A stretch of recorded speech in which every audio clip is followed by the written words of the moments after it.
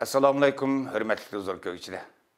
Amerikaning poytaxti Washingtonda tasdiqlangan Sharq Turkiston Uyg'ur televiziyasiga xush keldinglar.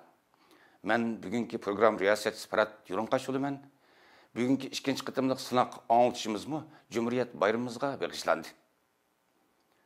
Aziz qarindoshlar, sizlarga ma'lum bo'lganidek 11 ayning 13 kuni bo'lsa, Uyg'urlar uchun tarixiy ahamiyatga ega bir kun bo'lib, 1933-yil 11 ayning 13 kuni Qashqarda Sharq Turkiston Islom Cumhuriyeti, yana 44-yil o'xshash oy va o'xshash kunda Elida Sharq Turkiston Cumhuriyeti qurilgan edi. Uzun yillardan buyon chet ellarda faoliyat olib borayotgan Uyg'ur tashkilotlari bu ikki jumhuriyat qurilgan 11 ayning 13 kunini Uyg'ur xalqining bayram kuni deb jakalab, bu kunda turli shaklda xotirlash faoliyatlarini uyushtirib kelmoqda. Uyg'urlarning navbat elib berayotgan milliy harakati bo'lsa, dal yuqorqi ikki jumhuriyatni barliq keltirgan milliy inqilobning davomidan iborat. Gerçi bu ikki jumhuriyat ayni chog'dagi imperialist kuchlarning siyosiy suiqasdi natijasida o'zining mavjudligini saqlab qola olmagan bo'lsa-mu, ammo bu ikki jumhuriyatdan Uyg'ur xalqiga intayin qimmatli angishtarlar miros qolgaydi.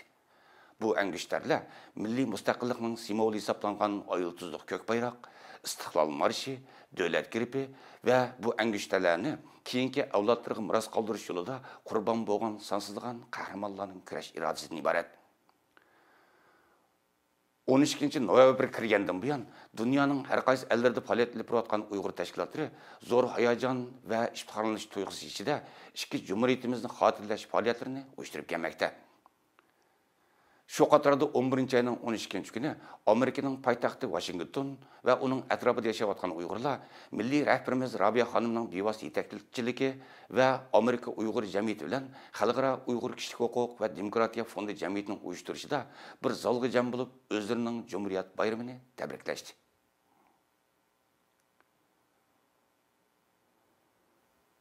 Bu qatimki Cumhuriyet bayramını tabriklash murosimiga Dünya Uyg'ur qurultiyining bayonotchisi Olim Sitop Efendi riyosatchilik qildi. Shuningga biz bugun davlat bayramimizni oldi bilan albatta o'zimizning davlat naqshini aytish bilan boshlaymiz.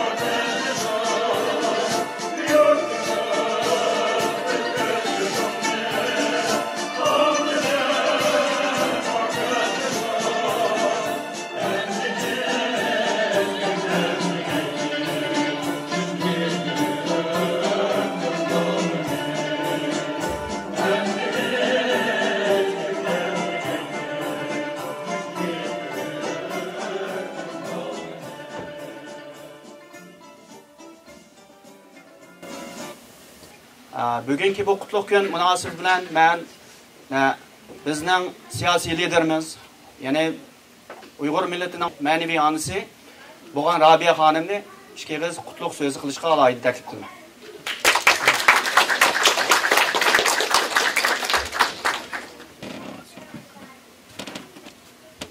Assalomu alaykum. Men bir xato televizorda tabriklab o'tdim. Yana shunday bo'lsa, hammanglarning va hammamizning davlat bayramini chin ko'nglimdan tabriklayman. Shuning bilan birga bugun jiroq yaqindan o'sha kechida ishdan tushib, mening ishim bor, yerib ketdim demay, mushundaq bir 3 soat badal to'lashga chidab, badal to'laganga ugunib mushu maydonga, hatto qo'shni shtatlardan otlab kelgan barliq xonim efendimler, kahramanlarımız, septaşlarımız, kollug'uchilarimiz, bütün dünyadaki intizar bo'lib turgan xalqlarning liderleri ve ziyolileri ve yetakchileri mushu sorunga to'plashib o'tiribsizlar. Hatta yosh bolalarımizgacha sizlarni yana bir qitim davlat bayramimiz bilan, mustaqillik kunimiz bilan tabriklayman. Hem shin ko'nglimdan rahmat aytaman. Rahmat sizlarga. Her bir baskan qadaminglar Allah'ın yolida nazar.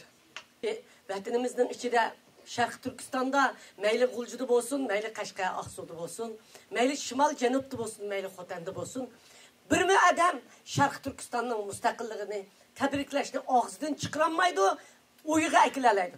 Shundaq bir sorunda qandaq adam o'tira oladigandu deb orzu qiladi. Oshundaq bir sorunda bizmi bir kun o'tirib o'lib ketsak mayli-ku deganlarni men anglagan. Mushundaq Sharq Turkistonning bir mustaqillik kunida, mushundaq bir sharafli kunda biz Qurban hayit qilamiz. Ro'za hayit qilamiz. U bizning diniy hayitimiz. Bizning millatimizning birdan bir milliy hayiti mana bugun. Mushu kun.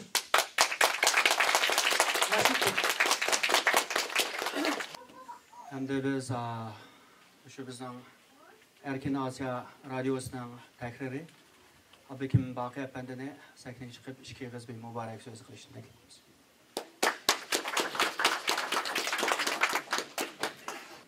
Salam emanlarga biraz tesadüf bo'lib qoldi. Bugün Cumhuriyetimizni hatırlab atgan shunday bir xosiyatli kunda oldi bilan bizning his qildig'imiz yoqimisa, bu Cumhuriyetni hatırlash orqali ega bo'ldig'imiz vatan sevgisidan iborat deb qarayman. Mayli bizdek saqlıq aq kirganlar bo'lsin, mayli hamda o'mlab yurgan bolalarimiz bo'lsin, hammamiz bir maqsad uchun, yana vatan sevgisi uchun bu yerga to'planib o'tirdik.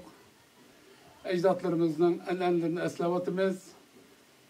Shirin, chiroyli kunlarni eslab o'tamiz. Bugungi tatayotgan dard azoblarimizni shikoyat qilyapmiz. Men o'ylayman, bu vatan sevgisi chet eldagilarga, bo'libmi bizdek Amerikada, g'arb dunyosida musofir g'arib bo'lib yurayotgan Uyg'urlarning aytgan vaqtida eng muhim narsa vatan sevgisining konkret ifodalari haqida to'xtalmayman, mening to'xtalishni muvofiq ko'ryapman. Vatan sevgisi meningcha oldi bilan iymon deb ifodalandi. Biz ajdodlarimizdan hozir qadar pok bir iymon bilan yashab kelgan ekanmiz. Oiladan tortib ishimizgacha, hareketimizden tatip sözümüzgacha, xiyolımızdan tatip ideyamizgacha hammasida imonimizni yutamiz-la, biz vatan sevgisini qalbimizda yaxshi saqlay olamiz deb o'ylayman. Albatta, vatan sevmekning o'zi iymon jumlasidan. Ikkinchisi, vatan sevganning ifodasi, eng konkret ifodasi dushmanga bo'lgan nafrat ifodalandi. Dushmanimiz Xitoy va Xitoy g'olchilari. Hozir ishimizda yiqib yurgan asıl g'olg'ul so'zlar bor. Xitoyning bir g'olchisi Muzaffar keldi ketdi deb anglayapmiz. Men anglagan bas munozirlarning o'zini qaraganda xalqimizning bo'libmi Amerikadagi qarindoshlarimizni irodasi nihoyat yuksak hushyor bo'libdi. Kelmay turib hamma odam tayyorlik qilishga boshladi, g'azablanishga boshladi, nafratlanishga boshladi. Uningga kulib boquvchilar, o'g'irlik ko'rishaychi deganlarmi buning pushqaqqa mümkündü. Yani halkımızda düşmanga nisbatan nafrat mushunda konkretni bo'lish kerak deb o'ylayman. Hamda Düşman Xitoy. Xitoy hozir bizga mavhum. Chunki elchixonasiga berib temaga tukagan bilan ikki tal tashatolmaymiz. Endi Xitoyga bo'lgan o'chmanlikni, ya'ni dushmanga bo'lgan nafratni ifodalaydigan eng oddiy ifodamiz nima? Dushmanning butun xalqimizga solayotgan zulmini chet elda boshqa davlatlarga, boshqa xalqlarga anlatib ularni ta'sirlantirish bilan birlikda yana o'zimizga, o'z xalqimizga, o'z farzandlarimizga, o'z avlodlarimizga anlatib, ularning qalbida shu vatan sevgisini yetildiradigan, dushmanga nafrat bildiradigan bir ruhni yetildirish. Bugungi televiziyamiz menimcha shu maqsadda qurildi. Endi buning Uyg'ur tilida chiqishi demak bizning o'zimizning tarbiyalashimiz uchun yaxshi bir qurol deb qarayman. Demak, dushmanga bo'lgan nafratni eng ushoq ilmitlargacha, misol qalaman, 2 yillar ilgari bu Washingtondagi yoshlar, qizlar, o'g'illar maslahatlashib, Xitoyning kiyimini kiymaslik, Xitoyning melini olmaslik, Xitoyning yemigini yemaslik shuarni o'tirib qo'ygan. Mening xil oilalarda umumlashib qoldi. Desan açıq su deganimi biz ko'ymagili 2-3 yillar bo'lib qoldi. Ruxsat qilmaydi bolalarimiz. Biz tasodif tetpa qaytib desakmi. Mushu kichik ruh. Ammo bu nima? Dushmanga bo'lgan bir g'azab, nafratdan ifodalangan narsa. Urumchida bir cho'ng bir buaytni anglatdim. Umr bo'yi davlatning, hukumatning Xitoyning dukuni magazindan bir tiyinlik narsa olmabdi. Va olmaydi ekan. Tunganning 20 senatdan sotadigan tuxumini ilishga rozi ekan, Xitoyning 10 tiyinlik tuxumini olmaydi ekan. Umr bo'yi mushuna yashapti. Mushuma managi vatanparvarlikning kichik bir ifodasi. Dushmanni mushunda kamsitish kerak, mushuna past ko'rish kerak. Buni biz odatimizga aylantirsak, bolalarimizga miros qoldi. Endi vatan suyishning 3-chi bir xil, chet elga biz muhojiratdagilarga nisbatan konkret bir ifodasi meningcha tashkilotchilik deb qarayman. Tashkilotchilik masalasida biz demokratiya ta'siriga uchrab ketdik.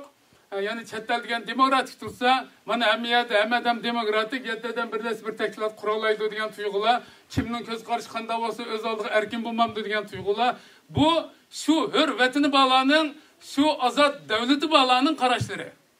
Biz zulm mustamlikalarga nisbatan men 20 yilni yaqin qo'limga qalamni olsam ta'kidlayapman birlik masalasini. Biz ideyada birliklar emas, tashkildan birlikni shakllantirishimiz kerak. Bizde bunda 2 partiya, 3 partiyanın bugün günde bizge zihni vaki faydası yok. Hemimiz bir teşkilatla. Bu teşkilat yaxşı bolsun, yaman bolsun. Çünkü yaman bolsa bunu yaman kılgan yani biz bulumuz. Ve yamanını yaxşı kıldıgan mı yani biz? Bugün dünyada hakkını, umumlaşkını, öz abroyunu tiklep, umumi yüzlük, en zor köpçülük Uygur muhacirlerin himayesiga erişkeni Dünya Uygur Kurultayı. Başka teşkilatlarına hürmet kılımız. Lekin teşebbüs kıldığımız hergiz birlikni işkilikke ya işki yerimliği bölmesligimiz gerek. Köz qaraş jihatdan farqimiz bo'lsinmi? Her kitimizden narazılığımız bo'lsinmi? Şahsi menfaatimizde to'salg'i bo'lsinmi? Men vatanimni ozodlik uchun, vatanni suyish uchun, vatanimning kelgusi uchun to'yib qo'shman deydigan men birlik ovoz bilan, birlik harakat bilan o'tirib chiqishim kerak deganni avval qalbimizga, yuragimizga tegishimiz kerak. Chunki har qanday davlat avval bizning o'xshamagan fikrlarimizga quloq soladi. Tashkiliy jihatga uyushishimizga, ideyaviy jihatga birlik kelishimizga diqqat qiladi. Anandan keyin sana hissashlik qiladi.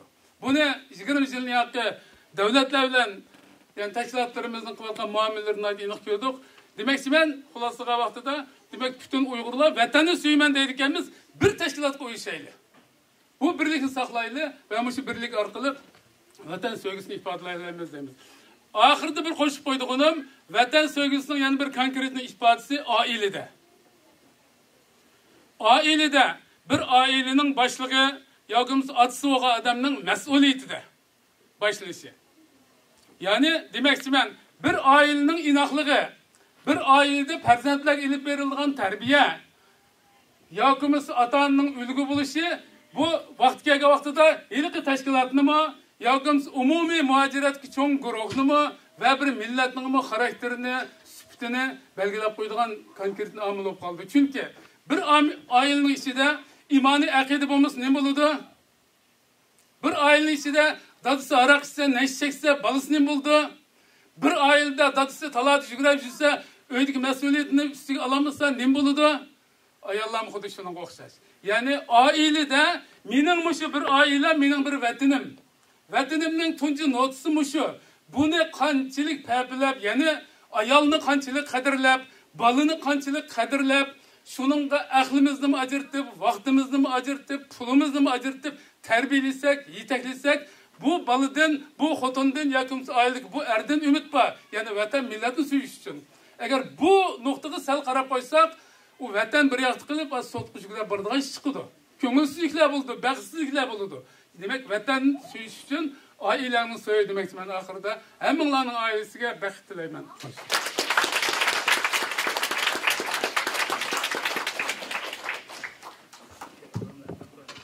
Ablekim Efendi'nin ayeti mənlik sözlərə mühim sözlərə köp rəhmət.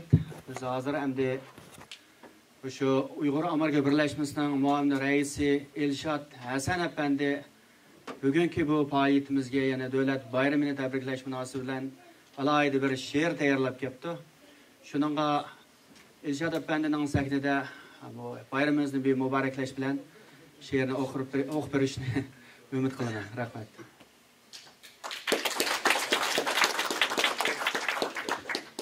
Assalamu alaikum, aziz Şarq Türkistan qarindoshlar. Bugun oldi bilan hammanglarningki davlat bayraminglarni muboraklayman.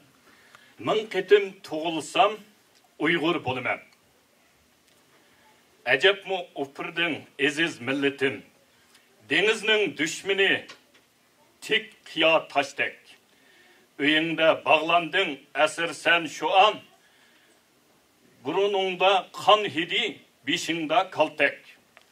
Üstünge yüklengen bu ağır yükler, küçüğünden min hisse artık kilidu.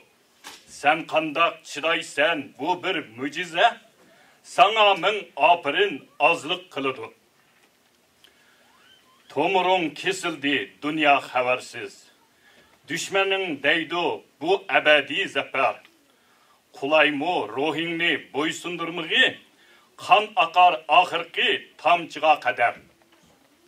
Milletim seninden gururlanıman. Sen için can versem huzurlanıman. Men ölüp, men qitim tuğulsam kayta, senin de tiz tükmez Uygur boluman. Rahmet. Hürmetli zor köküşler. Yukarıda Amerika'da iki Cumhuriyetimizin hatırlaş faaliyeti ötküzülgenligi haqidagi maxsus programımızı diqqatingizga taqdim qildik. Şunun bilan bu qitimki programımız mush yerda oyoqlashdi. Keyingi qitimliq anglashimizda ko'rishaylik. Ko'rishguncha omon bo'ling, xayr xo'sh.